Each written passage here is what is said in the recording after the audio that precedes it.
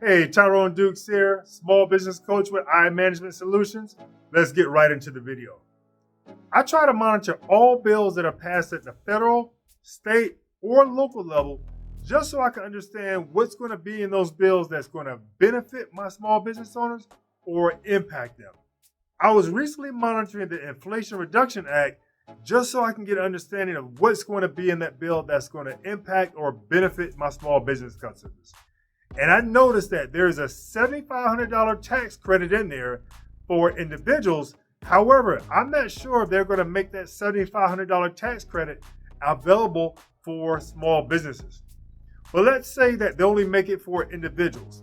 So here's what you can do as an individual. As an individual, you can go out and purchase an electric car and receive that $7,500 tax credit. However, at some point in given time, you can later on sell that car to your business.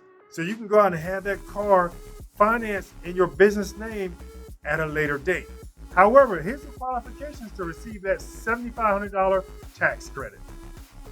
So as a couple, they have the actual income cap based on salaries, right? So for joint returns, it would be a $150,000 cap.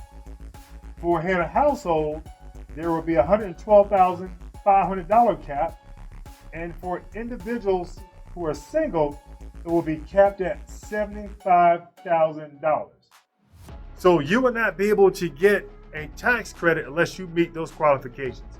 So if you currently do not have a small business, I encourage you to follow the videos on our page and go through the process of setting up your business now so that you can benefit for these tax savings for your business.